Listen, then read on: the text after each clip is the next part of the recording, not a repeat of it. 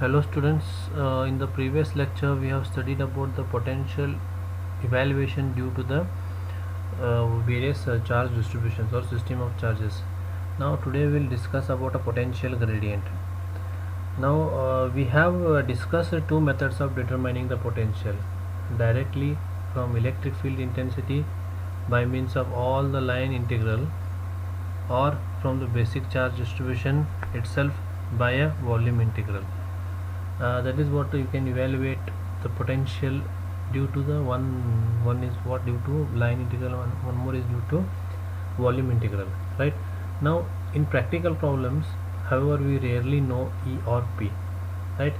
So here the potential gradient is nothing but a slope of a graph of a potential against a distance at a point where elementary length is considered. So this is the definition of a potential gradient, right? That is the gradient of the potential, or you can call it as dV by dl is equal to limit of del L tends to 0, that is delta V divided by del L is equal to potential gradient. So preliminary information is much more likely to consist a description of two equipotential surface, and the goal is to find the electric field intensity. So here whatever the preliminary information is there, it is nothing but much more likely to construct the descriptions of two equipotential surfaces, and the goal is to evaluate the electric field intensity. So we are not aware of the E and rho v, right? So so here the given general line integral relationship between V and E is nothing but what V is equal to minus integration of E dot dl, and dV is equal to E dot minus E dot dl. So to obtain this relationship between the E and dl, we need to consider E due to particular charge distribution in space. The electric field E and potential V is changing from point to point in space. So point to point in space. So therefore we need to consider a vector incremental length del L. So this is vector increment del L, and making an angle theta with respect to the direction of E, right, as it is shown in the figure, right? This is what electric field E, what it is considered along with the making an angle del L, theta with the del L, right? Now why we have used this, because we need to find out the potential gradient how it is related to what potential gradient, how it is related to electric field. For that purpose we have developed a relationship between V and E. So for a very short element of length del L, E is essentially constant. That is what del V is equal to minus E dot dl, right? Or del V is equal to minus E del L cos theta, or del V by del L is equal to minus E cos theta, right?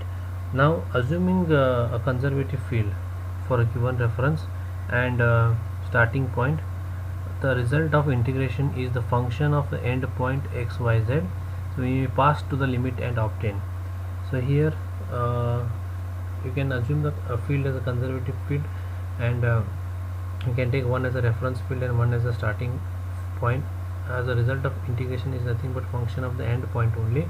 So nothing but we may pass to the limit and obtain here. So therefore dV by dl is nothing but minus E cos theta, right? So as from the last equation, the maximum positive increment of the potential del V max will occur when cos theta is equal to minus 1, or del L points in the direction opposite to E. So you can get a maximum of potential, that is the dV by dl max. It is nothing but when you have a cos theta is equal to minus 1, that is the E, right? Now we can now conclude that two characteristics of the relationship between E and V at any point, right? So the magnitude of E is given by the maximum value of the rate of change of V with respect to dl, with respect to distance dl, and this maximum value of V is obtained when the direction of the distance increment is opposite to E.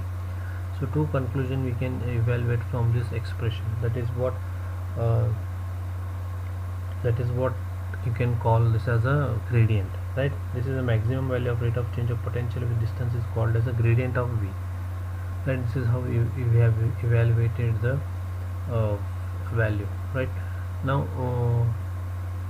next, for the equipotential surface below, find the direction of E at P.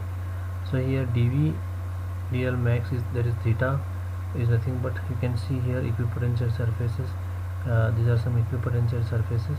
Over this E, theta is 180 degree, you can consider, right?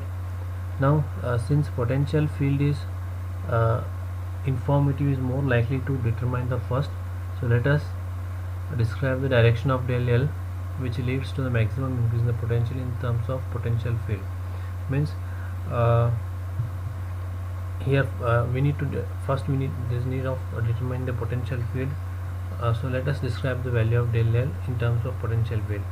Now let AN be the unit vector normal to the equipotential surfaces directed towards the electric field. Intensity is then expressed in terms of E is equal to minus dV by dl, the maximum, that is unit vector AN, right? Now the maximum magnitude occurs when del L is in AN direction. Thus we define the dN as the incremental length in AN direction. So dV by dl maximum is equal to dV by dN. So therefore E is equal to minus dV by dN AN, right? Now the mathematical operation to find the rate of change in a certain direction is called a gradient, right? Now gradient of a scalar field T is defined as gradient of T, or gradient T is nothing but dt by dN AN. So using new term we can write it as E is equal to minus dV by dN AN or minus grad V. So that is nothing but you can call it as a gradient V, right? That is meaning is what? Gradient is what? Decrease in the potential due to the increase in the length, right? Increase in the incremental length, right? Now this is about the potential gradient. Thank you.